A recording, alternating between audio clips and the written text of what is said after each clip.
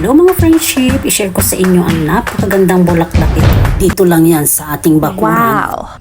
Tingnan ninyo. Napakagandang bulaklak at napaka-cute. O diba, tingnan nyo, ang ganda-ganda ng kulay. O diba? Yan, ang kanyang bulaklak ng halaman na ito. Super mini at super cute. Pasensya na, hindi ko alam ang pangalan nito. Pero gandang-ganda talaga siya. Maganda sa mata, masarap pagmasdan. Nakakalibang at nakakatanggal ng pagod. O diba, umikot ka lang sa iyong garden, makikita mo na yung mga bulaklak dito.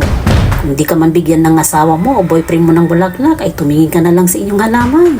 O diba, have a nice day! I need somebody who can love me at my worst. No, I'm not perfect, but I hope you see my worth.